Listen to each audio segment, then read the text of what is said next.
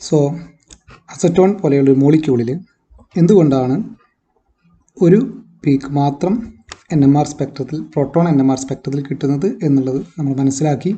ഇതേപോലെ ഒരേ കെമിക്കൽ എൻവയോൺമെൻറ്റിലാണ് എല്ലാ പ്രോട്ടോണുകളെങ്കിൽ നിങ്ങൾക്ക് ഒരു പീക്കേ കിട്ടുള്ളൂ, പ്ലസ് TMS എന്ന് പറയുന്ന റെഫറൻസിൻ്റെ പീക്ക് ഉണ്ടായിരിക്കും. രണ്ടാമത് നമുക്ക് കാണേണ്ട കാര്യം ഈ സ്കെയിലാണ്. ഇപ്പോൾ ഇത് ഇവിടെ കൊടുത്തിരിക്കുന്നത് ഡെൽറ്റ സ്കെയിലാണ് ഇപ്പോൾ ഇവിടെ കൊടുത്തിരിക്കുന്നത്. ഞാൻ കഴിഞ്ഞ ക്ലാസ്സിൽ ടോ സ്കെയിൽ എന്നാണ് പറഞ്ഞത്.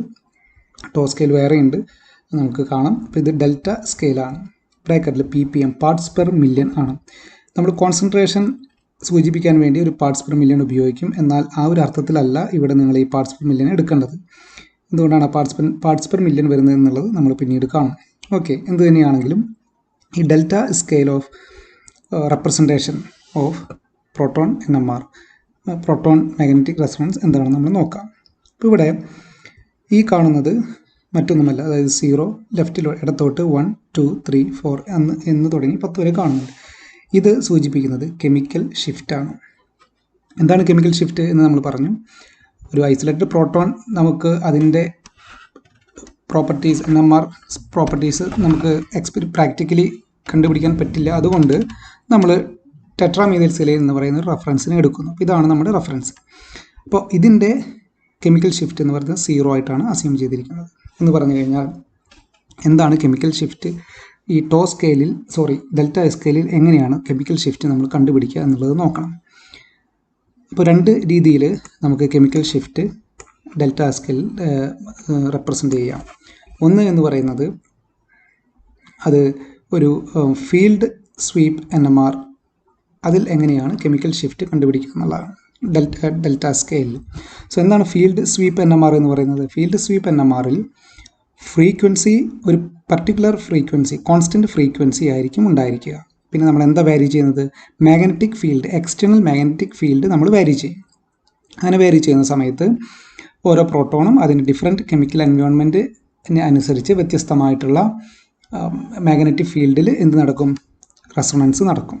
ഓക്കെ, അപ്പോൾ അങ്ങനെയുള്ള ഒരു ഫീൽഡ് സ്വീപ്പ് പ്രോട്ടോൺ NMR ആണെങ്കിൽ, പ്രോട്ടോൺ മാഗ്നറ്റിക് റെസൊണൻസ് ആണെങ്കിൽ, the delta scale equal to B stands for the field, external field, field of reference. ഏത് ഫീൽഡിലാണോ നമ്മുടെ റെഫറൻസ്, അതായത് TMS അബ്സോർബ് ചെയ്യുന്നത്, minus field of sample. Sample എന്ന് പറയുന്നത് നമ്മളെടുക്കുന്ന സാമ്പിളിലെ പ്രോട്ടോണുകൾ ഏതൊക്കെ ഫീൽഡുകളിലാണോ അത് എന്ത് ചെയ്യുന്നത്? അബ്സോർബ് ചെയ്യുന്നത്, അല്ലെങ്കിൽ റെസൊണൻസ് നടക്കുന്നത്. Okay, so this is A difference. ന്യൂമറേറ്ററിൽ വരുന്നത് ഒരു ഡിഫറൻസ് ആണ്.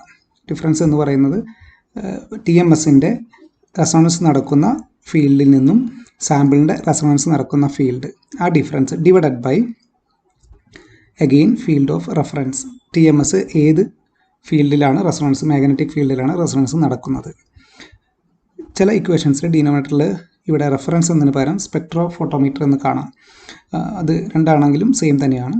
ഓക്കെ, ഇൻറ്റു 10⁻⁶ ppm എന്നാണ്. ഇപ്പോൾ ഇവിടെ 10⁻⁶ വരാൻ കാരണം ഈ ഡിഫറൻസ് എന്ന് പറയുന്നത് വളരെ ചെറുതായിരിക്കും. അതായത് ഈ റെഫറൻസും സാമ്പിളും തമ്മിൽ ഏകദേശം അടുത്തടുത്തൊക്കെ തന്നെയാണ് റെസൊണൻസ് നടക്കുന്നത്.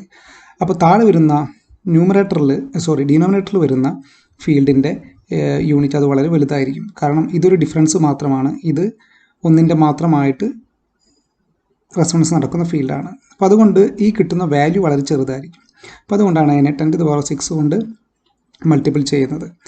അത് ഫ്രീക്വൻസി സ്കെയിലിൽ എക്സ്പ്ലെയിൻ ചെയ്യുമ്പോൾ കുറച്ചുകൂടി നിങ്ങൾക്ക് മനസ്സിലാവും. അപ്പോൾ അതുകൊണ്ടാണ് ഇതിനെ പാർട്സ് പെർ മില്യൺ എന്ന് റെപ്രസെൻറ്റ് ചെയ്യുന്നത്. അല്ലാതെ ഒരു കോൺസെൻട്രേഷൻ ടേമിൽ നിങ്ങൾ ഉപയോഗിക്കുന്ന പാർട്സ് പെർ മില്യൺ ആയിട്ട് ഇതിനെ കാണരുത്. So forget about that. നിങ്ങളതൊന്നും നോക്കിയില്ലെങ്കിലും കുഴപ്പമില്ല.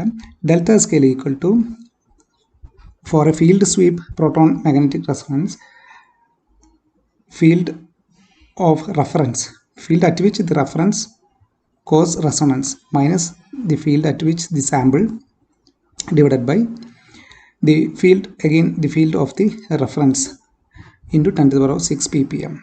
ഇത് ഒരു മെത്തേഡ്. അപ്പോൾ ഇതിലെന്താണ് സംഭവിക്കുക? നമുക്കറിയാം നമ്മുടെ റെഫറൻസ് എന്ന് പറയുന്നത് ഏതാണ്? TMS ആണ്, ടെട്രാമീഥൈൽ സെലൈൻ ആണ്. അപ്പോൾ അതിൻ്റെ കെമിക്കൽ ഷിഫ്റ്റ് എന്തായിരിക്കും? അതിൻ്റെ കെമിക്കൽ ഷിഫ്റ്റ് എങ്ങനെ കണ്ടുപിടിക്കുക? Field of the reference minus field of the sample എന്ന് പറയുന്നത് റെഫറൻസ് തന്നെയാണല്ലോ TMS എന്ന് പറയുമ്പോൾ. അപ്പോൾ ഈ ഡിഫറൻസ് 0 ആയിട്ട് പോകും. അതുകൊണ്ടാണ് അതിൻ്റെ കെമിക്കൽ ഷിഫ്റ്റ് 0 ppm വരാനായിട്ടുള്ള കാരണം. So that is the reference of TMS. ഇനി നമ്മൾ ഒരു സാമ്പിൾ എടുക്കുന്നു. ഫോർ എക്സാമ്പിൾ ഇവിടെ അസറ്റോണിലാണെങ്കിൽ CH3. അപ്പോൾ CH3യുടെ കെമിക്കൽ ഷിഫ്റ്റ് 2 പോയിൻറ്റ് സംതിങ് എന്ന് വന്നത് എങ്ങനെയാണ് വന്നത്? അത് വന്നത് ഇപ്പോൾ നമ്മളൊരു field sweep proton magnetic resonance ആണെങ്കിൽ നമ്മൾ ഈ ഡിഫറൻസ് എടുത്തിട്ട് അതിനെ TMSൻ്റെ റെസൊണൻസ് നടക്കുന്ന ഫീൽഡ് കൊണ്ട് ഡിവൈഡ് ചെയ്ത് 10⁻⁶ കൊണ്ട് മൾട്ടിപ്പിൾ ചെയ്യുമ്പോൾ നമുക്ക് കിട്ടുന്ന വാല്യൂ ആണ് ഈ 2 പോയിൻറ്റ് സംതിങ് എന്ന് പറയുന്നത്. Say for example field sweep proton magnetic resonance ആണെന്നുണ്ടെങ്കിൽ. അപ്പോൾ ഞാൻ പറഞ്ഞു വന്നത് TMS എന്ന് പറയുന്നതാണ് ഏറ്റവും അധികം ഷീൽഡഡ് ആയിട്ടുള്ള ഒരു മോളിക്യൂൾ, നമ്മുടെ റെഫറൻസ് എന്ന് പറയുന്നത്. അതിലും ഷീൽഡിംഗ് ഉള്ള മറ്റ് മോളിക്യൂൾസ് ഉണ്ട്. പക്ഷേ ഇപ്പോൾ നമ്മൾ റെഫറൻസ് ആയിട്ട് എടുക്കുന്ന TMS. ഒരുവിധം എല്ലാ മറ്റ് മോളിക്യൂൾസിൻ്റെയും ഷീൽഡിംഗ് ഇതിലും താഴെ, പ്രോട്ടോൺസിൻ്റെയും ഷീൽഡിംഗ് ഇതിൽ താഴെ വരുള്ളൂ. അപ്പം എക്സ്ട്രീംലി ഷീൽഡഡ് പ്രോട്ടോൺസ് ആണ് TMSൻ്റെ എന്ന് പറയുന്നത്. അപ്പോൾ അങ്ങനെ എക്സ്ട്രീംലി ഷീൽഡഡ് പ്രോട്ടോൺ അല്ലെങ്കിൽ ഡയാമാഗ്നറ്റിക് ഷീൽഡിംഗ് കൂടുന്തോറും എന്താ സംഭവിക്കുക? നമ്മൾ എക്സ്റ്റേണലി കൊടുക്കുന്ന ഫീൽഡ് അത് മുഴുവനായിട്ടും ആര് ഫീൽ ചെയ്യില്ല? പ്രോട്ടോണിന് ഫീൽ ചെയ്യില്ല. അപ്പോൾ ഇവിടെ ഒരു ഫീൽഡ് സ്വീപ്പ് പ്രോട്ടോൺ മാഗ്നറ്റിക് റെസൊണൻസിലാണെന്നുണ്ടെങ്കിൽ TMSൻ്റെ പ്രോട്ടോൺസിന് അബ്സോർപ്ഷൻ റെസൊണൻസ് നടക്കണമെന്നുണ്ടെങ്കിൽ അതിന് കൂടുതൽ ഫീൽഡ് കൊടുക്കേണ്ടതായിട്ട് വരും. അല്ലെങ്കിൽ ഒരു അപ്പ് ഫീൽഡിലായിരിക്കും, അല്ലെങ്കിൽ ഒരു ഹയർ ഫീൽഡിലായിരിക്കും ഏതിൻ്റെ പ്രോട്ടോൺസ് റെസൊണൻസ് കാണിക്കാം? TMSൻ്റെ പ്രോട്ടോൺസ് റെസൊണൻസ് കാണിക്കുക. അപ്പം അതുകൊണ്ട് ഈ റൈറ്റ് എക്സ്ട്രീമിലാണ് ആര് വരുന്നത്? TMS വരുന്നത് എന്ന് പറഞ്ഞു കഴിഞ്ഞാൽ ഈ ഡെൽറ്റ സ്കെയിലിൽ ഇടത്തു നിന്നും വലത്തോട്ട് പോകും തോറും ഫീൽഡ് ഇൻക്രീസ് ആണ് ചെയ്യുന്നത്, അല്ലെങ്കിൽ റെസൊണൻസ് നടക്കുന്ന ഫീൽഡ് ഇൻക്രീസ് ചെയ്യുന്നു. അപ്പോൾ ഏറ്റവും ഹയസ്റ്റ് ഫീൽഡിൽ റെസൊണൻസ് നടക്കുന്നത് TMSനാണ്. ബിക്കോസ് അതിൻ്റെ പ്രോട്ടോൺസ് ആണ് ഏറ്റവും അധികം ഷീൽഡഡ് ആയിട്ടുള്ളത്. ലെഫ്റ്റിലോട്ട് പോകും തോറും, റൈറ്റിൽ നിന്ന് ലെഫ്റ്റിലോട്ട് പോകും തോറും അത് ഡൗൺ ഫീൽഡ് ഷിഫ്റ്റാണ് നടക്കുന്നത്. അതായത് മറ്റ് പ്രോട്ടോൺസ് TMSൻ്റെ അത്രയും ഷീൽഡ് അല്ലാത്ത കാരണം അതിൻ്റെ റെസൊണൻസ് സംഭവിക്കുന്നത് കുറച്ചുകൂടി താഴ്ന്ന ഫീൽഡുകളിലായിരിക്കും. അപ്പോൾ ഒരു ഫീൽഡ് സ്വീപ്പ് പ്രോട്ടോൺ മാഗ്നറ്റിക് റെസൊണൻസിൻ്റെ ഡെൽറ്റ സ്കെയിലിൽ ലെഫ്റ്റിൽ നിന്നും റൈറ്റിലോട്ട് പോകും തോറും അപ്പ് ഫീൽഡും, റൈറ്റിൽ നിന്ന് ലെഫ്റ്റിലോട്ട് പോകും തോറും ഡൗൺ ഫീൽഡും ആയിരിക്കും. Okay, now come to the frequency sweep proton magnetic resonance. ഇന്ന് ഉപയോഗിക്കുന്ന റെസൊണൻസ് NMR സ്പെക്ട്രോഫോട്ടോമീറ്ററുകളെല്ലാം ഒരുവിധമെല്ലാം തന്നെ ഫ്രീക്വൻസി ബേസ്ഡ് ഫ്രീക്വൻസി സ്വീപ്പ് ടെക്നിക്കാണ് യൂസ് ചെയ്യുന്നത്. അപ്പോൾ അതിൽ യൂസ് ചെയ്യുന്ന ഡെൽറ്റ സ്കെയിൽ എന്ന് പറയുന്നത് ഇങ്ങനെയാണ് നമ്മൾ കാൽക്കുലേറ്റ് ചെയ്യുക. ഇവിടെ എങ്ങനെയാണ്? Delta equal to chemical shift equal to nu of sample. ഏത് ഫ്രീക്വൻസി? അപ്പോൾ ഇവിടെ എന്താണ് പ്രത്യേകത? ഫ്രീക്വൻസി സ്വീപ്പ് ടെക്നിക്ക് എന്ന് പറയുമ്പോൾ അവിടെ എന്താ നമ്മൾ കോൺസ്റ്റൻ്റ് ആക്കി വയ്ക്കുന്നത്? എക്സ്റ്റേണൽ മാഗ്നറ്റിക് ഫീൽഡ് നമ്മൾ കോൺസ്റ്റൻ്റ് ആക്കി വയ്ക്കുന്നു. അപ്പോൾ അത് കോൺസ്റ്റൻ്റ് ആക്കി വെച്ചിട്ട് പിന്നെ എന്താ നമ്മൾ വാരി ചെയ്യുന്നത്? റേഡിയോ ഫ്രീക്വൻസി വാരി ചെയ്യുന്നു. അപ്പോൾ അതിൻ്റെ ഡെൽറ്റ സ്കെയിൽ എന്ന് പറയുന്നത് nu of sample minus nu of reference divided by nu of reference into 10⁻⁶ ppm. ഇപ്പോൾ എന്തുകൊണ്ടാണ് ഇവിടെ സാമ്പിൾ മൈനസ് റെഫറൻസ് വരാൻ കാരണം? ഇവിടെ നമ്മൾ കണ്ടത് ഫീൽഡ് വരുമ്പോൾ റെഫറൻസ് മൈനസ് സാമ്പിൾ ആയിരുന്നു. അപ്പോൾ ഇവിടെ സാമ്പിൾ മൈനസ് റെഫറൻസ് വരുന്നത്. അപ്പോൾ അതിന് കാരണം എന്താണെന്ന് വെച്ച് കഴിഞ്ഞാൽ ഒരു കോൺസ്റ്റൻറ്റ് ഫീൽഡാണ് നമ്മൾ കൊടുക്കുന്നത്. പിന്നെ നമ്മൾ എന്ത് അപ്ലൈ ചെയ്യുന്നു? ഫ്രീക്വൻസി വാരി ചെയ്യുന്നു.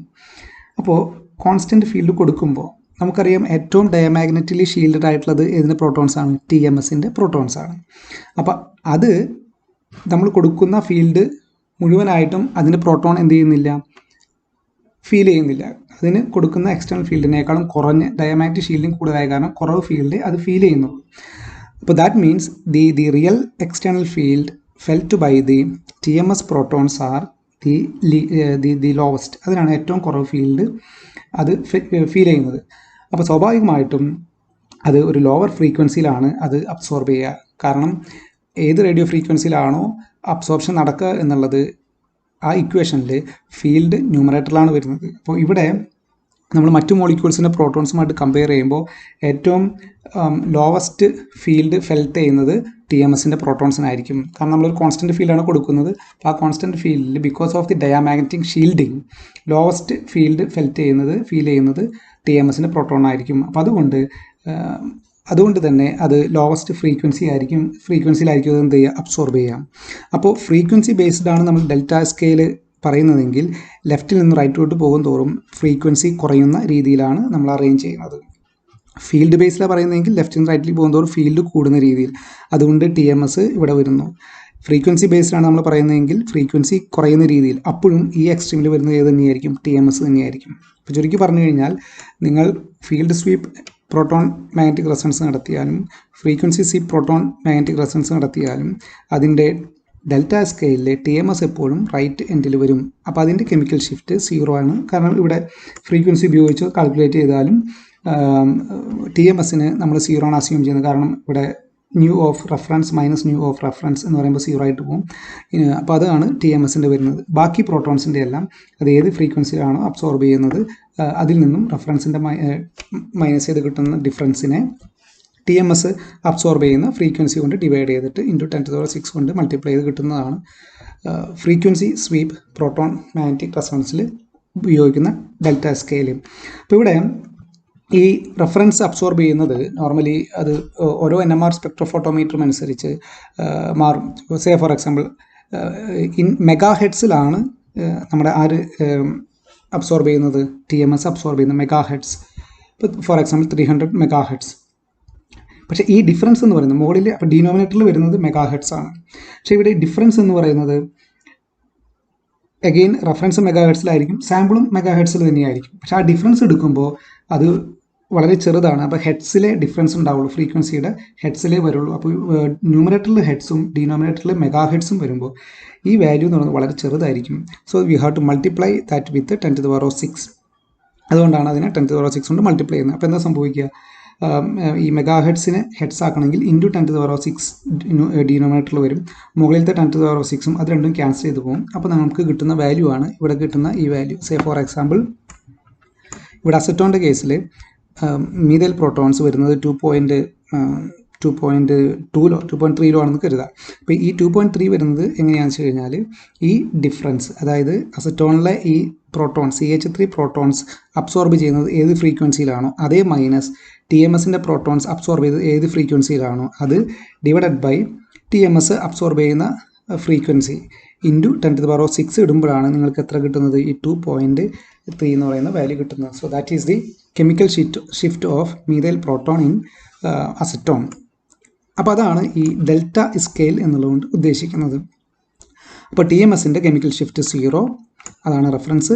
TMSൽ നിന്നും ഇടത്തോട്ട് പോകുന്തോറും ഒരുവിധം എല്ലാ കോമ്പൗണ്ട്സിൻ്റെയും പ്രോട്ടോൺസിൽ ഓർഗാനിക് കോമ്പൗണ്ട്സിൽ വരുന്ന പ്രോട്ടോൺസിൻ്റെ കെമിക്കൽ ഷിഫ്റ്റ് ഇടത്തോട്ട് വരും.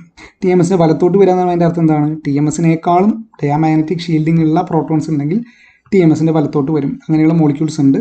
പക്ഷേ ഒരുവിധം എല്ലാം TMSൻ്റെ ലെഫ്റ്റ് സൈഡിലോട്ട് അല്ലെങ്കിൽ ഡൗൺ ഫീൽഡ് അല്ലെങ്കിൽ ഫ്രീക്വൻസി കൂടിയ അബ്സോർപ്ഷനിലേക്ക് അത് പോകും.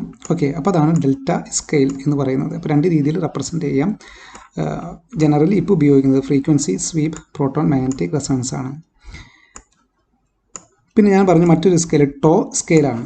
ടോ സ്കെയിൽ എന്ന് പറയുന്നത് ഇത്രയേ ഉള്ളൂ. Delta scale equal to 10 - tau. ഇവിടെ ഡെൽറ്റ സ്കെയിലിൽ TMSന് 0 ആണ് നമ്മൾ അസ്യൂം ചെയ്തതെങ്കിൽ ടോ സ്കെയിലിൽ അത് 10 ആയിരിക്കും. അപ്പോൾ ഡെൽറ്റ കിട്ടണമെന്നുണ്ടെങ്കിൽ ടോ സ്കെയിലിൽ നിന്ന് ഡെൽറ്റ കണ്ടുപിടിക്കുന്നത് എന്ത് ചെയ്യണം? 10 - ടോ ഇട്ട് കഴിഞ്ഞിട്ടുണ്ടെങ്കിൽ അത് എന്തായിരിക്കും?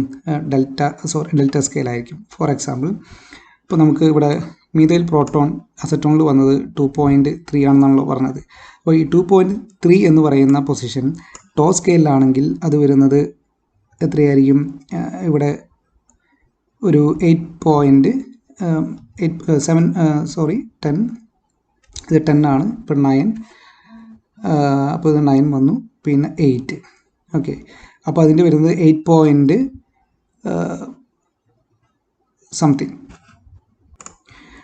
ടോ സ്കെയിലിൽ അസറ്റോണിൻ്റെ മീഥൈലിൻ്റെ വരുന്നത് ഓൾമോസ്റ്റ് 7.7 ഓക്കെ, അപ്പോൾ ഈ 7.7നെ എങ്ങനെയാണ് നമ്മൾ ഡെൽറ്റ സ്കെയിൽ കൺവേർട്ട് ചെയ്യുക? 10 - 7.7 that will be equal to 2.3. അതാണ് നമ്മുടെ ഇവിടെ ഇതിൽ കിട്ടുന്നത്, ഡെൽറ്റ സ്കെയിൽ കിട്ടുന്നത്. അപ്പോൾ ഇതൊരു ടോ സ്കെയിൽ എന്ന് പറയുന്നത് മറ്റൊരു സ്കെയിൽ കൂടി ഉണ്ട് എന്ന് നിങ്ങൾ മനസ്സിലാക്കുക. രണ്ട് നമ്മൾ റിലേഷൻ എന്ന് പറയുന്നത് ഡെൽറ്റ ഈക്വൽ ടു 10 - ടോ ആണ്.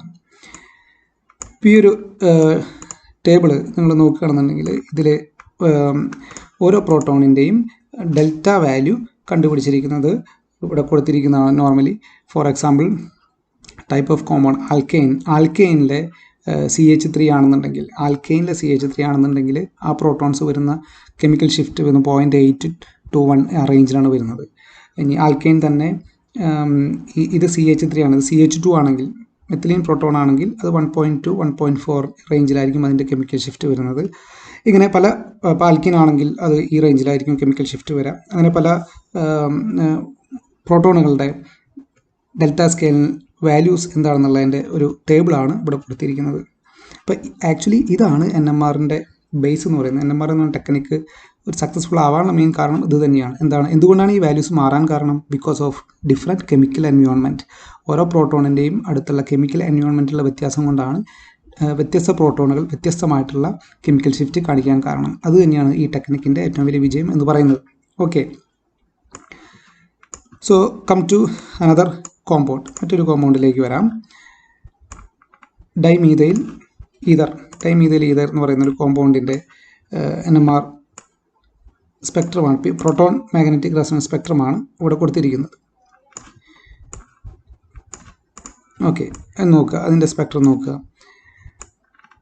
ആദ്യം ആ മോളിക്യൂളിൻ്റെ സ്ട്രക്ചർ നിങ്ങൾ നോക്കുക. Dimethyl ether. ഈതർ എന്ന് പറയുന്ന O എന്ന് പറയുന്ന ഫങ്ഷണൽ ഗ്രൂപ്പിൻ്റെ രണ്ട് വശവും CH3 ഗ്രൂപ്പ് വരുന്നത്. അപ്പോൾ ഡൈമീഥൈൽ ഈതർ. അപ്പോൾ ഇതിൻ്റെ ആദ്യം തന്നെ നമ്മൾ നോക്കേണ്ടത് ഈ പ്രോട്ടോണുകളെല്ലാം ഒരേ കെമിക്കൽ എൻവയോൺമെൻറ്റിലാണോ എന്നുള്ളതാണ്. നിങ്ങൾ നോക്കിയാൽ മനസ്സിലാവും, ഓക്സിജൻ്റെ വലതുവശത്ത് CH3 ഗ്രൂപ്പ്, ഇടതുവശത്ത് CH3 ഗ്രൂപ്പ്. അപ്പോൾ ചുരുക്കി പറഞ്ഞു കഴിഞ്ഞാൽ ഈ 6 പ്രോട്ടോണുകളും ഒരേ ടൈപ്പ് പ്രോട്ടോണാണ്. അപ്പോൾ ഇതിൻ്റെ കെമിക്കൽ എൻവയോൺമെൻറ്റ് എന്താണ്? സിമിലറാണ്, സെയിം ആണ്. അതുകൊണ്ട് ഇതിൽ നിന്ന് നിങ്ങൾക്ക് എത്ര സിഗ്നൽ എക്സ്പെക്റ്റ് ചെയ്യാൻ പറ്റും? ഒരേ ഒരു സിഗ്നൽ എക്സ്പെക്റ്റ് ചെയ്യാൻ പറ്റുള്ളൂ. നോക്കുക, ഇവിടെ CH3യുടെ കെമിക്കൽ ഷിഫ്റ്റ് വരുന്നത് 3 സംതിങ്ങിലാണ് വരുന്നത്. കൂടാതെ നിങ്ങൾക്ക് TMSൻ്റെ 0-ലുള്ളൊരു സിഗ്നൽ നിങ്ങൾക്ക് കിട്ടും. അപ്പോൾ ഒരു കാര്യം നിങ്ങൾ മനസ്സിലാക്കുക, എവിടെയാണ് NMR ടെക്നിക്കിൻ്റെ വിജയം എന്ന് പറയുന്നത്? ഞാൻ നേരത്തെ പറഞ്ഞത്, നേരത്തെ നിങ്ങൾ കണ്ട അസറ്റോണിലും നമുക്ക് എന്ത് തന്നെയായിരുന്നു? CH3 തന്നെയായിരുന്നു. ആ CH3 നമുക്ക് തന്ന കെമിക്കൽ ഷിഫ്റ്റ് 2 സംതിങ്ങിലാണ് വന്നത്. ഇവിടെ ഡൈമീഥൈൽ ഈതറിലും എന്ത് തന്നെയാണ്? CH3 തന്നെയാണ് പ്രോട്ടോൺ. പക്ഷേ നോക്കുക, ഇവിടെ കെമിക്കൽ ഷിഫ്റ്റിൽ വ്യത്യാസം വന്നു. എന്തുകൊണ്ട് വ്യത്യാസം വരാൻ കാരണം? ഇവിടെ ഒരു ഓക്സിജൻ്റെ അപ്പുറത്തും ഇപ്പുറത്താണ് CH3 നിൽക്കുന്നത്. ഇവിടെയാണെങ്കിലോ C ഡബിൾ ബോണ്ട് Oയുടെ അപ്പുറത്തും ഇപ്പുറത്താണ് CH3 നിൽക്കുന്നത്. സോ ഈ CH3, ഈ അസറ്റോണിലെ CH3 പ്രോട്ടോണുകളുടെയും ഡൈമീഥൈൽ ഈതറിലെ പ്രോട്ടോണുകളുടെയും എല്ലാം CH3 ഗ്രൂപ്പ് ആണെങ്കിൽ പോലും അതിൻ്റെ കെമിക്കൽ എൻവയോൺമെൻറ്റ് ഡിഫറെൻ്റ് ആണ്. അതുകൊണ്ട് തന്നെ അത് കാണിക്കുന്ന എന്തും വ്യത്യാസമുണ്ട്, കെമിക്കൽ ഷിഫ്റ്റിലും വ്യത്യാസമുണ്ട്. ഓക്കെ, അപ്പോൾ അതാണ് ഡൈമീഥൈൽ ഈതറിൻ്റെ. പക്ഷേ ഒരേ ഒരു സിഗ്നൽ നിങ്ങൾക്ക് കിട്ടുള്ളൂ, കാരണം അതിൽ ഒരു ടൈപ്പ് പ്രോട്ടോൺസേ ഉള്ളൂ. പ്ലസ് നിങ്ങളുടെ റെഫറൻസ് കോമ്പൗണ്ടിൻ്റെ സിഗ്നലും നിങ്ങൾക്ക് കിട്ടും. Okay, now come to another molecule. ഇവിടെ കൊടുത്തിരിക്കുന്നത് ഏതാ നോക്കുക? Ethyl bromide. ഈഥൈൽ ബ്രോമൈഡിൻ്റെ NMR സ്പെക്ട്രമാണ് ഇവിടെ കൊടുത്തിരിക്കുന്നത്. പ്രോട്ടോൺ മാഗ്നറ്റിക് സ്പെക്ട്രമാണ് കൊടുത്തിരിക്കുന്നത്, ഈഥൈൽ ബ്രോമൈഡ്. അപ്പോൾ ആദ്യം നിങ്ങൾ ഈ മോളിക്യൂൾ നോക്കുക. Ethyl bromide CH3CH2Br. So we have a bromine group here which is attached to this group, this carbon atom, and that carbon atom has 2 protons, 2 hydrogen atoms, and that carbon atom is attached to another carbon atom. That carbon atom has 3 hydrogen atoms. Okay, so how about the chemical environment of these hydrogen atoms? Total we have 5 hydrogen atoms. So first consider these 2 hydrogen atoms. ഈ 2 hydrogen ആറ്റങ്ങൾ നിൽക്കുന്നതും ഈ carbon ആറ്റത്തിൻ്റെ carbon atom bond ചെയ്തിട്ടാണ്. ആ carbon ആറ്റത്തിൻ്റെ ഇടതുവശത്ത് ഒരു methyl ഗ്രൂപ്പും വലത്തുവശത്ത് ഒരു ബ്രോമിൻ ഗ്രൂപ്പുമാണ്. ഓക്കെ, അല്ലെങ്കിൽ ഈ കാർബൺ ആറ്റം അറ്റാച്ച് ചെയ്തിരിക്കുന്നത് ഒരു മീഥൈൽ ഗ്രൂപ്പും ഒരു ബ്രോമിൻ ഗ്രൂപ്പുമാണ്. ആ കാർബൺ ആറ്റത്തിലാണ് ഈ 2 ഹൈഡ്രജൻ നിൽക്കുന്നത്. മറ്റേ ഹൈഡ്രജൻസ് നിൽക്കുന്നതോ? ആ മറ്റേ ഹൈഡ്രജൻസ് ബോണ്ട് ചെയ്തിരിക്കുന്നത് ഒരു കാർബൺ ആറ്റമാണ്. അതിൻ്റെ വലത്തുവശത്ത് നിൽക്കുന്നത് ഒരു CH2Br ഗ്രൂപ്പാണ്. അപ്പോൾ ചുരുക്കി പറഞ്ഞു കഴിഞ്ഞാൽ ഈ 3 പ്രോട്ടോണും ഈ 2 പ്രോട്ടോണും ഇത് 2 വ്യത്യസ്തമായിട്ടുള്ള കെമിക്കൽ എൻവയോൺമെൻറ്റിലാണ്.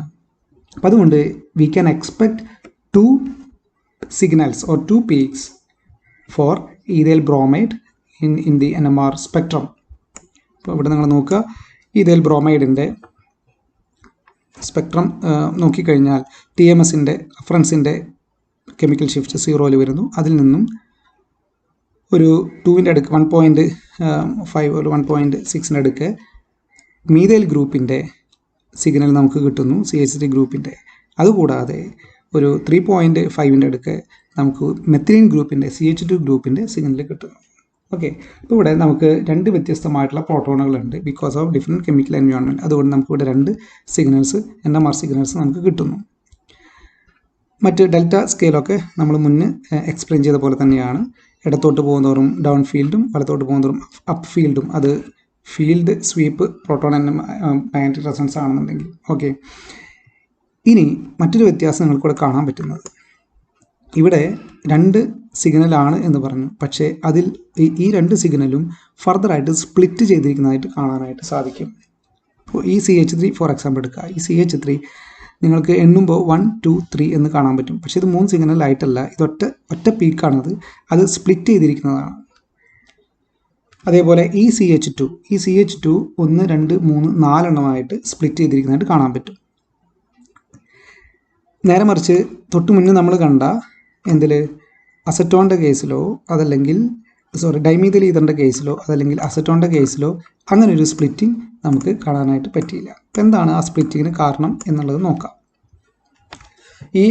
ഈ സ്പ്ലിറ്റിംഗ് അല്ലെങ്കിൽ സ്പ്ലിറ്റിംഗ് ഓഫ് NMR പീക്സ് അത് ഒരു ഹൈ റെസൊല്യൂഷൻ NMR സ്പെക്ട്രോഫോട്ടോമീറ്റർ ഉപയോഗിച്ചാലേ നമുക്ക് ഒബ്സർവ് ചെയ്യാനായിട്ട് പറ്റുള്ളൂ. റെസൊല്യൂഷൻ കുറവുള്ള സ്പെക്ട്രോഫോട്ടോമീറ്റർ ആണെങ്കിൽ ഇത് നിങ്ങൾക്ക് ഒറ്റ പീക്കായിട്ട് തന്നെ കാണുള്ളൂ.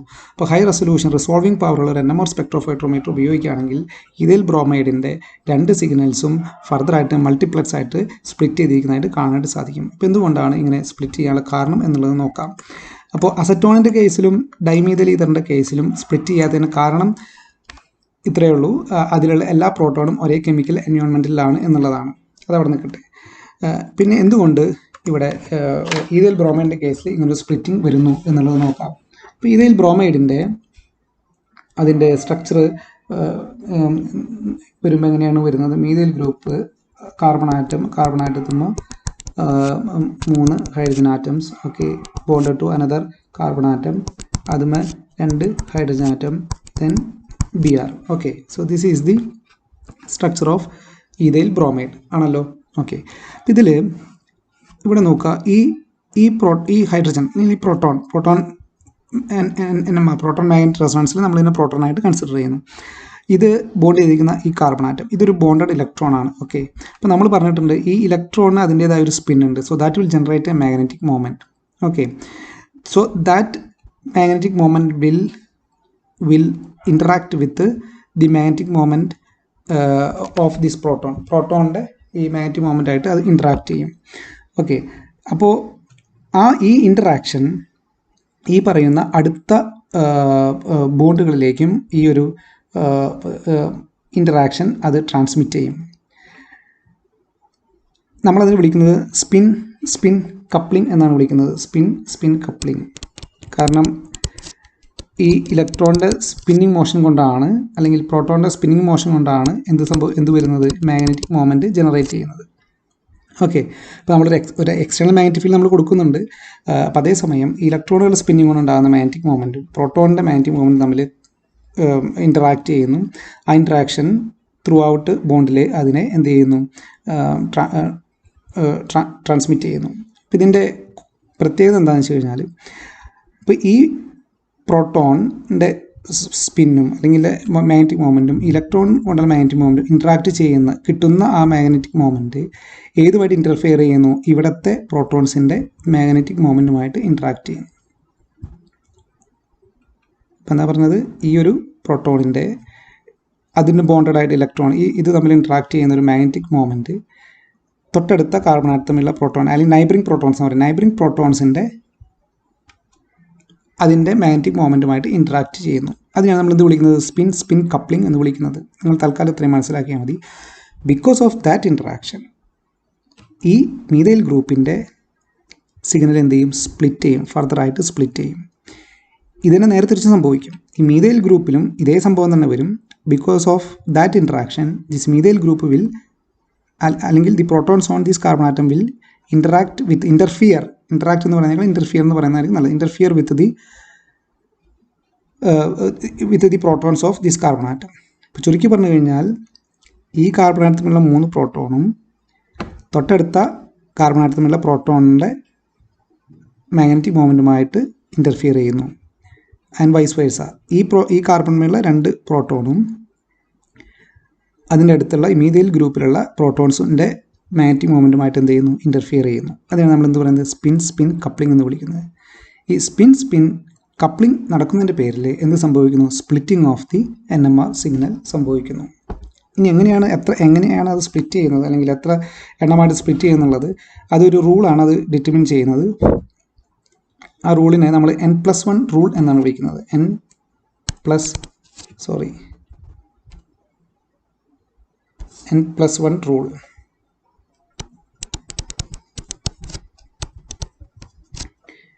ഈ റൂൾ പറയുന്നത് ഒരു പ്രോട്ടോണിൻ്റെ അല്ലെങ്കിൽ ഒരു ഗ്രൂപ്പിൻ്റെ ഒരു ഈക്വലൻ്റ് ആയിട്ടുള്ള ഒരു പ്രോട്ടോണുകളുടെ സിഗ്നൽ തൊട്ടടുത്ത് നിൽക്കുന്ന നൈബറിങ് പ്രോട്ടോൺസ് എത്ര എണ്ണമുണ്ടോ അതേ +1 അത്ര എണ്ണമായിട്ട് അത് സ്പ്ലിറ്റ് ചെയ്യും എന്ന് പറഞ്ഞു കഴിഞ്ഞാൽ അതാണ് N+1 റൂൾ എന്ന് പറയുന്നത്. വേറെ N is the number of neighbouring protons. For example ഈ CH2 പ്രോട്ടോണിനെ എടുക്കാം. ഓക്കെ, അപ്പോൾ ഇതിൻ്റെ NMR സിഗ്നൽ എത്ര നൈബറിങ് പ്രോട്ടോൺ ഉണ്ട്, തൊട്ടടുത്ത കാർബൺ ആറ്റം 1 2 3 3 ഉണ്ട്. അപ്പോൾ N = 3. അപ്പോൾ 3 + 1 4. അപ്പോൾ ഈ CH2 ഗ്രൂപ്പിൻ്റെ NMR സിഗ്നൽ എത്രയായിട്ട് സ്പ്ലിറ്റ് ചെയ്യും, 4 ആയിട്ട് സ്പ്ലിറ്റ് ചെയ്യും. എന്തുകൊണ്ടാണ് 4 ആയിട്ട് സ്പ്ലിറ്റ് ചെയ്യാൻ കാരണം, ബിക്കോസ് ഇതിന് നൈബറിങ് പ്രോട്ടോൺസ് എന്ന് പറയുന്നത് 3 എണ്ണമാണ്. അപ്പോൾ N+1 റൂൾ പറയുന്നത് N+1 ആയിട്ട് അതിനെ സ്പ്ലിറ്റ് ചെയ്യും. അപ്പോൾ 3 + 1 4 ആയിട്ട് അതിനെ സ്പ്ലിറ്റ് ചെയ്യും. നിങ്ങൾ വീണ്ടും സ്പെക്ട്രം നോക്കുക. ഇതാണ് CH2 ഗ്രൂപ്പിൻ്റെ സിഗ്നൽ. ആ സിഗ്നൽ എത്രയായിട്ട് സ്പ്ലിറ്റ് ചെയ്തിരിക്കുന്നത്, 1 2 3 4 4ആയിട്ട് സ്പ്ലിറ്റ് ചെയ്തിരിക്കുന്നു. നൗ ഇതിൻ്റെ സിഗ്നൽ നോക്കുക. ഈ CH3യുടെ സിഗ്നൽ, അപ്പോൾ CH3യെ സംബന്ധിച്ചിടത്തോളം അല്ലെങ്കിൽ മീഥൈൽ പ്രോട്ടോണിനെ സംബന്ധിച്ചിടത്തോളം നൈബറിങ് പ്രോട്ടോൺസ് എത്ര ഉണ്ട്, 1 2. ഈ കാർബണിലുള്ള പ്രോട്ടോൺസാണ് നൈബറിങ് പ്രോട്ടോൺ, 2 പ്രോട്ടോൺ ഉണ്ട്. So applying N+1 rule, N = 2 2 + 1. അപ്പോൾ ഈ സിഗ്നൽ CH3യുടെ സിഗ്നൽ എത്രയായിട്ട് സ്പ്ലിറ്റ് ചെയ്യും, 2 + 1 = 3 ആയിട്ട് സ്പ്ലിറ്റ് ചെയ്യണം.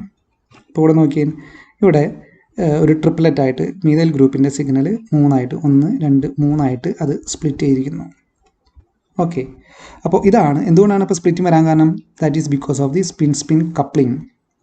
എന്തുകൊണ്ടാണ് നമ്മുടെ അസറ്റോണിൻ്റെ കേസിലും ഡൈമീഥൈൽ ഈതറിൻ്റെ കേസിലും ഇത് വരാത്തതിന് കാരണം, because in acetone and in dimethyl ether അതിൻ്റെ കെമിക്കൽ എൻവയോൺമെൻറ്റ് എന്താണ്, സെയിം ആണ്.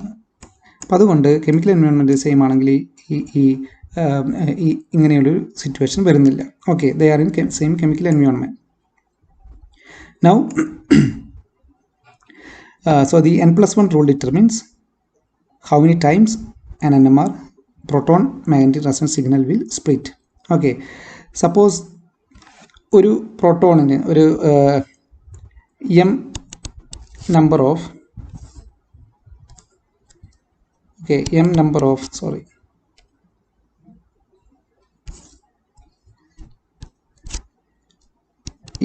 of x protons. ഇതിൻ്റെ ഒരു വശത്ത്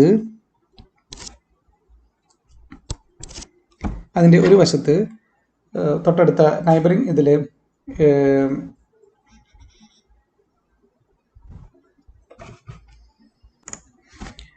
ഒരു m സെറ്റ് പ്രോട്ടോൺ ഉണ്ടെന്ന് കരുതാം. അത് x എണ്ണമുണ്ട്, mx റെപ്രസെൻ്റ് ചെയ്യുന്നു. അതിൻ്റെ ഒരു വശത്ത് വേറെ ഒരു proton, say for example A എന്ന് പറയുന്ന സെറ്റ് NA പ്രോട്ടോൺസ് ഉണ്ടെന്ന് കരുതുക. എ എന്ന് പറയുന്ന ഒരു സെറ്റ് പ്രോട്ടോൺ, അപ്പം അത് NA എണ്ണം ഉണ്ടെന്ന് കരുതാം. അപ്പോൾ ഇവിടെ M എന്ന് പറയുന്ന പ്രോട്ടോൺ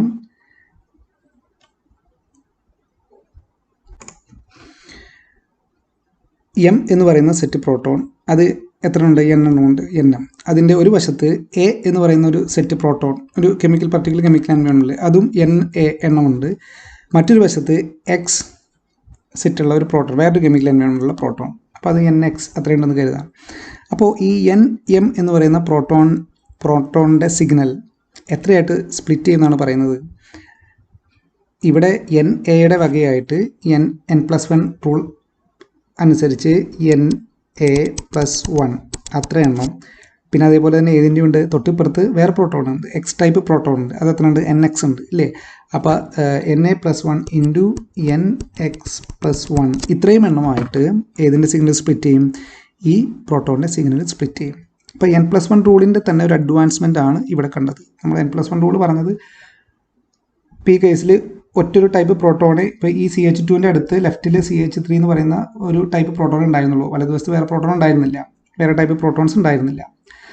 അതുകൊണ്ട് അത് 3+1 4ആയിട്ട് ഇതിൻ്റെ സിഗ്നൽ സ്പ്ലിറ്റ് ചെയ്യുന്നു. നേരെ തിരിച്ച് CH3യുടെ കേസിലാണെങ്കിലോ CH3 സംബന്ധിച്ചിടത്തോളം വലതുവശത്ത് CH2 പ്രോട്ടോൺസ് ഉണ്ട്, വേറെ പ്രോട്ടോൺസ് ഇല്ല. അപ്പോൾ ഇത് സ്പ്ലിറ്റ് ചെയ്യുന്നത് 2+1 3 ആയിട്ട് സ്പ്ലിറ്റ് ചെയ്യുന്നു. സപ്പോസ് ഈ CH2ൻ്റെ ഇപ്പുറത്ത് വേറെ ടൈപ്പ് പ്രോട്ടോൺ ഉണ്ടായിരുന്നു കരുതുക. അപ്പോൾ അങ്ങനത്തെ കേസാണ് വരുന്നത്. അപ്പോൾ ഈ സെൻറ്ററിൽ വരുന്ന ഇതിൻ്റെ ഈ പ്രോട്ടോണിൻ്റെ സ്പ്ലിറ്റിംഗ് എന്ന് പറയുന്നത്, സിഗ്നലിൻ്റെ സ്പ്ലിറ്റിംഗ് എന്ന് പറയുന്നത് Na+1 × Nx+1 അത്രയും എണ്ണം ആയിട്ട് ഈ പ്രോട്ടോണിൻ്റെ സിഗ്നലിന് എന്ത് സംഭവിക്കും? സ്പ്ലിറ്റിംഗ് സംഭവിക്കും. ഈ പ്രോട്ടോൺസിൻ്റെ സിഗ്നൽ സ്പ്ലിറ്റിംഗ് സംഭവിക്കും. So that is because of the spin coupling. Okay, ഇനി മറ്റൊരു കാര്യം ശ്രദ്ധിക്കാനുള്ളത്, ഇപ്പോൾ ഇവിടെ നിങ്ങൾ കണ്ട ഈ CH3 പ്രോട്ടോണും CH2 പ്രോട്ടോണും സ്പ്ലിറ്റ് ചെയ്തിരിക്കുന്നു ആസ് പെർ N+1 റൂൾ. അതിൽ അതിൻ്റെ സിഗ്നലിൻ്റെ സൈസിലും വ്യത്യാസമുണ്ട്. ഫോർ എക്സാമ്പിൾ ഈ CH3 നോക്കുകയാണെന്നുണ്ടെങ്കിൽ CH3 ഒരു ട്രിപ്ലറ്റാണ്, 3 സ്പ്ലിറ്റ് ചെയ്തിരിക്കുന്നത്. അതിൽ 2 ഏരിയ ഒരേപോലെയാണ്, പക്ഷേ സെൻട്രലിൻ്റെ ഏരിയ കുറച്ച് കൂടുതലാണ്. നേരെ മറിച്ച് CH2 ഒരു ക്വാർട്ടററ്റായിട്ട് 4 സ്പ്ലിറ്റ് ചെയ്തപ്പോൾ 2 ഏരിയ ഒരുപോലെയാണ്, ചെറിയ ഏരിയ ആണ്, ബാക്കി 2 കുറച്ചുകൂടി വലിയ ഏരിയ ആണ്. അപ്പോൾ ഈ സ്പ്ലിറ്റ് ചെയ്യുന്ന സിഗ്നൽസിൻ്റെ ഓരോ ആ സ്പ്ലിറ്റഡ് പോർഷൻ്റെയും ഏരിയ എത്രയായിരിക്കും എന്നുള്ളത് അത് വരുന്നത് ഒരു coefficients of the binomial expansion 1+x⁻n അതിനെ അടിസ്ഥാനപ്പെടുത്തിയിട്ടാണ്. where n is the number of equivalent protons that interact with the proton under consideration. അത് നിങ്ങൾ മറന്നേക്കൂ, ഇനി അത് നോക്കിയില്ലെങ്കിലും കുഴപ്പമില്ല. പാസ്കൽ ട്രയാങ്കിൾ നിങ്ങൾ കേട്ടിട്ടുണ്ട് ഇല്ലേ? Pascal triangle. അപ്പോൾ ഈ സ്പ്ലിറ്റ് ചെയ്യുന്ന സിഗ്നൽസിൻ്റെ ഏരിയ എങ്ങനെയാണെന്നുള്ളത് പാസ്കൽ ട്രയാങ്കിൾ നോക്കി നമുക്ക് പറയാനായിട്ട് പറ്റും. ഫോർ എക്സാമ്പിൾ, ഇപ്പോൾ 0 പ്രോട്ടോൺസ് ആണ് ഒരു പ്രോട്ടോണിൻ്റെ അടുത്തുള്ളതെന്ന് കരുതാം. അപ്പോൾ അതിൻ്റെ സ്പ്ലിറ്റിംഗ് 0 ഉണ്ടാവില്ല, ഒറ്റ സിഗ്നൽ ഉണ്ടാവുള്ളൂ. ഇപ്പോൾ നമ്മൾ അസറ്റോണിൻ്റെ കേസിലൊക്കെ കണ്ട പോലെ, അസറ്റോണിൻ്റെ കേസിലും അതുപോലെ തന്നെ ഡൈമീഥൈലീഥറിൻ്റെ കേസിലും അപ്പോൾ നമുക്ക് ഒറ്റ സിഗ്നൽ സ്പ്ലിറ്റ് ചെയ്യാത്ത ഒറ്റൊരു സിംഗിൾ പീക്കാണ് ഉണ്ടാകുന്നത്. സപ്പോസ് അവിടെ ഒരു തൊട്ടടുത്ത് ഒരു പ്രോട്ടോൺ നൈബറിംഗ് പ്രോട്ടോൺ ഉണ്ടെന്ന് കരുതുക. അപ്പോൾ 1+1 2ആയിട്ട് സ്പ്ലിറ്റ് ചെയ്യും. അങ്ങനെ 2ആയിട്ട് ഡബിളറ്റായിട്ട് സ്പ്ലിറ്റ് ചെയ്യുകയാണെങ്കിൽ ആ രണ്ടിൻ്റെയും ഏരിയ എന്തായിരിക്കും? സെയിം ആയിരിക്കും. Suppose there are 2 protons, 2 proton neighbouring protons ഉണ്ടെങ്കിൽ അത് സ്പ്ലിറ്റ് ചെയ്യുന്നത് ആ 2 നൈബറിംഗ് പ്രോട്ടോണിൻ്റെ പ്രസൻസ് മൂലം അത് 2+1 3 ആയിട്ട് സ്പ്ലിറ്റ് ചെയ്യും. അങ്ങനെ 3 ആയിട്ട് സ്പ്ലിറ്റ് ചെയ്യുമ്പോൾ അതിൻ്റെ ഏരിയ എന്തായിരിക്കും? 1 2 1 എന്ന് പറഞ്ഞു കഴിഞ്ഞാൽ രണ്ടറ്റത്തുമുള്ളതിൻ്റെ ഏരിയ സെയിം ആയിരിക്കും. അതിൻ്റെ ഇരട്ടിയായിരിക്കും നടുക്ക് വരുന്ന പീക്കിൻ്റെ ഏരിയ. നമ്മളിവിടെ നോക്കുക, ഈ മീഥൈൽ ഗ്രൂപ്പിന് ഈഥൈൽ ബ്രോമൈഡിലെ മീഥൈൽ ഗ്രൂപ്പിൻ്റെ അതങ്ങനെയാണ്. മീഥൈൽ ഗ്രൂപ്പിൻ്റെ അടുത്ത് 2 ഹൈഡ്രജൻ ആറ്റമാണുള്ളത്, 2 പ്രോട്ടോണുള്ളത്. അപ്പോൾ അതുകൊണ്ട് ഇതിൻ്റെ സിഗ്നൽ സ്പ്ലിറ്റ് ചെയ്യുന്നത് 2+1 3ആയിട്ടാണ് സ്പ്ലിറ്റ് ചെയ്യുക. 3ആയിട്ട് സ്പ്ലിറ്റ് ചെയ്യുമ്പോൾ ഇവിടെ പാസ്കൽ ട്രയാങ്കിൾ പറയുന്നതാണ് 1 2 1. അപ്പോൾ നോക്കുക, ഇതാണ് 1 1 എന്ന് പറയുന്നത്, രണ്ടറ്റത്തുള്ളത് 1 1. ഓക്കെ, 2 നടുക്കത്തെ ഇതിൻ്റെ ഇരട്ടി ഹൈറ്റ് ഉണ്ടായിരിക്കും, അല്ലെങ്കിൽ അതിൻ്റെ ഏരിയ ഉണ്ടായിരിക്കും 1 2 1. അപ്പോൾ ഈ പാസ്കൽ ട്രയാങ്കിൾ ഉപയോഗിച്ചുകൊണ്ട് ഈ സ്പ്ലിറ്റിംഗ് നടക്കുന്ന മൾട്ടിപ്ലക്സിൻ്റെ ഏരിയ എങ്ങനെ വരും എന്നുള്ളത് പറയാൻ പറ്റും. ഇനി ഇവിടെ നോക്കിയാൽ CH2 അതിൻ്റെ തൊട്ടടുത്ത് വരുന്നത് 3 പ്രോട്ടോൺ ഉണ്ട്. 3 പ്രോട്ടോൺ ഉണ്ടെങ്കിൽ 3+1 4ആയിട്ടാണ്, 4 ക്വാർട്ടററ്റാണ് വരുന്നത്, 4ആയിട്ടാണ് അത് സ്പ്ലിറ്റ് ചെയ്യുന്നത്. 4ആയിട്ട് സ്പ്ലിറ്റ് ചെയ്തു. അപ്പോൾ 4 സ്പ്ലിറ്റ് ചെയ്യുമ്പോൾ എങ്ങനെയാണ് വരുന്നത്? അതിൻ്റെ ഏരിയ വരുന്നത് എങ്ങനെയാണ്? 1 3 3 1. അതായത് രണ്ടറ്റത്തുള്ളത് ഏരിയ കുറവുള്ളത് ഒരേപോലത്തെ ഒരേ ഹൈറ്റ് വരുന്നതും പിന്നെ ഇടയിൽ വരുന്ന 2 ഒരേ ഹൈറ്റുള്ളതായിരിക്കും. ഇതിനേക്കാളും രണ്ടറ്റത്തുള്ളതിനേക്കാളും കൂടുതൽ ഹൈറ്റുള്ളത്. അപ്പോൾ നോക്കുക, ഇവിടെ 1 3 3 1 നോക്കുക. അപ്പോൾ ആ ഏരിയ വരുന്നത് ഈ പാസ്കൽ ട്രയാങ്കിളിൻ്റെ ബേസ് ചെയ്ത് നമുക്ക് ഓരോ മൾട്ടിപ്ലക്സിൻ്റെയും ഏരിയ എങ്ങനെ വരും എന്നുള്ളത് പ്രെഡിക്റ്റ് ചെയ്യാനായിട്ട് നമുക്ക് പറ്റും. അപ്പോൾ അതാണ് ഇവിടെ നമ്മൾ കാണുന്നത്. ഇനി ഈ സ്പ്ലിറ്റിംഗ് തന്നെ എന്തുകൊണ്ടാണ് ഇങ്ങനെ സ്പ്ലിറ്റിംഗ് വരാനുള്ള കാരണം എന്നുള്ളതിൻ്റെ എക്സ്പ്ലനേഷൻ ആണ് ഇവിടെ കൊടുത്തിരിക്കുന്നത്. ഇപ്പോൾ ഇവിടെ നോക്കുക, ആദ്യം നമ്മൾ CH2 പ്രോട്ടോണിൻ്റെ കേസ് നമ്മൾ നോക്കുക. ഇപ്പോൾ ഈഥൈൽ ബ്രോമൈഡിനാണ് നമ്മൾ ഡിസ്കസ് ചെയ്യുന്നത്. Ethyl bromide CH3 CH2 Br. Okay, അപ്പോൾ CH2 നോക്കാം. CH2ൽ എത്ര പ്രോട്ടോൺ ഉണ്ട്? 2 പ്രോട്ടോൺ ഉണ്ട്. അപ്പോൾ ഇവിടെ കൊടുത്തിരിക്കുന്നത് ഒരു എക്സ്റ്റേണൽ മാഗ്നറ്റിക് ഫീൽഡ്, അതിൻ്റെ ഡയറക്ഷനാണ് കൊടുത്തിരിക്കുന്നത്. ഓക്കെ, അപ്പോൾ ഈ 2 പ്രോട്ടോണിൻ്റെയും സ്പിന്ന് അതിനെ എങ്ങനെയൊക്കെ അറേഞ്ച് ചെയ്യാം എന്നുള്ളതാണ്. അപ്പോൾ ഈ 2 പ്രോട്ടോണിൻ്റെയും സ്പിന്ന് എക്സ്റ്റേണൽ മാഗ്നറ്റിക് ഫീൽഡിനോട് അലൈൻ ചെയ്യാം. അതാണ് ഒരു പോസിബിലിറ്റി കൊടുത്തിരിക്കുന്നത്, അലൈൻ ചെയ്യാം, എക്സ്റ്റേണൽ മാഗ്നറ്റിക് ഫീൽഡിനോട് അലൈൻ ചെയ്യാം. ഓക്കെ, ഇനി രണ്ടാമത്തെ ഒരു പോസിബിലിറ്റി എന്ന് പറയുന്നത് 2 പ്രോട്ടോണിൽ ഒരെണ്ണം എക്സ്റ്റേണൽ മാഗ്നറ്റിക് ഫീൽഡിനോട് അലൈൻ ചെയ്യാം, അടുത്ത പ്രോട്ടോൺ അതിനോട് ഒപ്പോസ് ചെയ്യാം. ഓക്കെ, ഒരു പോസിബിലിറ്റി, രണ്ടാമത്തെ പോസിബിലിറ്റി. ഇനി അവിടെ തന്നെ മറ്റൊരു ചാൻസ് ഉണ്ട്. ഇവിടെ അലൈൻ ചെയ്ത പ്രോട്ടോൺ ഒപ്പോസ് ചെയ്യുന്നു, ഇവിടെ ഒപ്പോസ് ചെയ്ത പ്രോട്ടോൺ അലൈൻ ചെയ്യുന്നു. പക്ഷേ ഇത് രണ്ടും ഓൾമോസ്റ്റ് സിമിലർ എഫക്റ്റാണ് നമുക്ക് തരിക, ഒരേപോലെയാണ് വരുന്നത്. ഒരു പ്രോട്ടോൺ അലൈൻ ചെയ്യുന്നു, ഒരു പ്രോട്ടോൺ ഒപ്പോസ് ചെയ്യുന്നു. ഇനി മൂന്നാമത്തെ പോസിബിലിറ്റി എന്താണ്? 2 പ്രോട്ടോണും എക്സ്റ്റേണൽ മാഗ്നറ്റിക് ഫീൽഡിനോട് ഒപ്പോസ് ചെയ്യുന്നു. ഓക്കെ, അപ്പോൾ ഇതാണ് മൂന്നാമത്തെ പോസിബിലിറ്റി എന്ന് പറയുന്നത്. അപ്പോൾ നോക്കുക, അപ്പോൾ 3 രീതിയിൽ ഈ CH2-ലെ പ്രോട്ടോൺസിൻ്റെ മാഗ്നറ്റിക് മൊമെൻറ്റിന് അല്ലെങ്കിൽ സ്പിന്നിന് എക്സ്റ്റേണൽ മാഗ്നറ്റിക് ഫീൽഡായിട്ട് അലൈൻ ചെയ്യാൻ പറ്റും. അപ്പോൾ ഈ 3 രീതിയിലുള്ള അലൈൻമെൻറ്റ് ആരുമായിട്ട് ഇൻട്രാക്ട് ചെയ്യുന്നുണ്ട്? CH3 ആയിട്ട് ഇൻട്രാക്ട് ചെയ്യുന്നുണ്ട്. അതുകൊണ്ടാണ് CH3യുടെ സിഗ്നൽ എത്രണ്ണമായിട്ട് സ്പ്ലിറ്റ് ചെയ്യാൻ കാരണം? ട്രിപ്ലറ്റായിട്ട് 3 എണ്ണമായിട്ട് സ്പ്ലിറ്റ് ചെയ്യാനുള്ള കാരണം. കണ്ടോ, ഇവിടെ 3 എണ്ണമായിട്ട് സ്പ്ലിറ്റ് ചെയ്യാൻ കാരണം ബിക്കോസ് ഇവിടുത്തെ 3 രീതിയിൽ CH2 കാരണമാണല്ലോ CH3യുടെ സിഗ്നൽ 3 ആയിട്ട് സ്പ്ലിറ്റ് ചെയ്യാൻ കാരണം. അപ്പോൾ എന്തുകൊണ്ടാണ് CH2 കാരണം 3 ആയിട്ട് സ്പ്ലിറ്റ് ചെയ്യാൻ കാരണം? ബിക്കോസ് CH2ൻ്റെ ഹൈഡ്രജൻ പ്രോട്ടോൺസിൻ്റെ സ്പിന്ന് എക്സ്റ്റേണൽ മാഗ്നറ്റിക് ഫീൽഡായിട്ട് 3 രീതിയിൽ അലൈൻ ചെയ്യാനായിട്ട് പറ്റും. 4 രീതിയിൽ പറ്റും, പക്ഷേ അതിൽ 2 എണ്ണം ഒരേ എഫക്റ്റ് തന്നെയാണ്. അപ്പോൾ അതുകൊണ്ടാണ് 3 രീതിയിൽ CH3യുടെ സിഗ്നൽ എന്ത് ചെയ്യാൻ കാരണം? സ്പ്ലിറ്റ് ചെയ്യാനുള്ള കാരണം. അപ്പോൾ ഈ അറേഞ്ച്മെൻറ്റ് എന്തിലാണ് എഫക്റ്റ് വരുത്തുന്നത്? CH3യുടെ സിഗ്നലിൻ്റെ സ്പ്ലിറ്റിങ്ങിലാണ് എഫക്റ്റ് വരുത്തുന്നത്. ഓക്കെ, ഇനി ഇതിൽ രണ്ട് പ്രോട്ടോണും ഒരേ ഡയറക്ഷനിൽ അലൈൻ ചെയ്യുമ്പോൾ എന്താണ് ഗുണം? നമ്മൾ എക്സ്റ്റേണലി അപ്ലൈ ചെയ്യുന്ന ഫീൽഡ് അതിനേക്കാളും കൂടുതലായിട്ടായിരിക്കും ആർക്ക് ഫീൽ ചെയ്യുക? നമ്മുടെ ഈ പറയുന്ന പ്രോട്ടോണിന് ഫീൽ ചെയ്യുക. എന്ന് പറഞ്ഞു കഴിഞ്ഞാൽ അവിടെ നടക്കുന്നത് ഒരു ഡൗൺ ഫീൽഡ് ഷിഫ്റ്റ് ആയിരിക്കും നടക്കുക. സെൻറ്ററിൽ വരുന്നത് ഒരു വ്യത്യാസമില്ല. ഇനി ഇപ്പുറത്ത് രണ്ടും ഒപ്പോസ് ചെയ്യാണ് എക്സ്റ്റേണൽ മാഗ്നറ്റിക് ഫീൽഡിന്. അപ്പോൾ അവിടെ വരുന്ന ഒരു അപ്പ് ഫീൽഡ് ഷിഫ്റ്റാണ് അവിടെ വരുന്നത്. അപ്പോൾ അതും നമുക്ക് ഇത് സ്പെക്ട്രം നോക്കി പറയാൻ പറ്റും. ഈ CH3യുടെ ഇതാണ് അപ്പ് ഫീൽഡ്. കാരണം അപ്പ് ഫീൽഡ് എന്ന് പറയുന്നത് ഫീൽഡ് വൈസ് ആരോട് കൂടുതൽ TMSനോട് അടുത്ത് നിൽക്കുന്നത്, അതാണ് അപ്പ് ഫീൽഡ്. ഇത് ഡൗൺ ഫീൽഡ്. അപ്പോൾ ഈ അപ്പ് ഫീൽഡിന് കാരണമായിട്ടുള്ളത് CH3യുടെ സ്പ്ലിറ്റിങ്ങിൽ ഏറ്റവും അപ്പ് ഫീൽഡ് വരുന്നത് ഈ CH2ൻ്റെ ഈ ഓറിയൻറ്റേഷൻ CH3യുമായിട്ട് ഇൻട്രാക്ട് ചെയ്യുമ്പോഴാണ്. ഡൗൺ ഫീൽഡ് വരുന്നത് CH2ൻ്റെ ഈ ഓറിയൻറ്റേഷൻ CH3യുമായിട്ട് ഇൻട്രാക്ട് ചെയ്യുമ്പോഴാണ്. ഓക്കെ, ഇനി നമ്മളെന്ത് നോക്കാം? CH3യുടെ കേസ് നോക്കാം. CH3യിൽ 3 പ്രോട്ടോണാണുള്ളത്. അപ്പോൾ അതിൻ്റെ സ്പിന്ന് ഏതൊക്കെ രീതിയിൽ ഓറിയൻറ്റ് ചെയ്യാൻ പറ്റും നോക്കുക. CH3 ഇത് external magnetic field. CH3 3 proton ഉണ്ട്.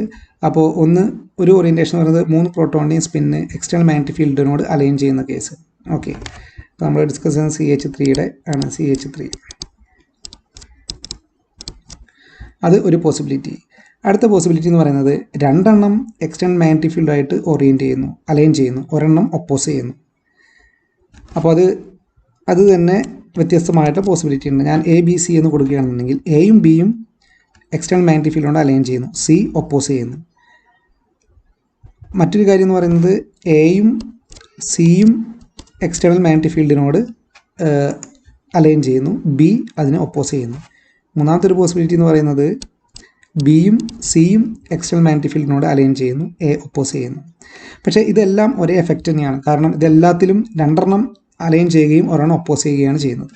ഓക്കെ, അപ്പോൾ അത് രണ്ടാമത്തെ ഒരു പോസിബിലിറ്റി. ആദ്യത്തെ പോസിബിലിറ്റി എല്ലാം അലൈൻ ചെയ്യുന്നത്, രണ്ടാമത്തെ പോസിബിലിറ്റി 2 എണ്ണം അലൈൻ ചെയ്യുന്നു, ഒരെണ്ണം ഒപ്പോസ് ചെയ്യുന്നു.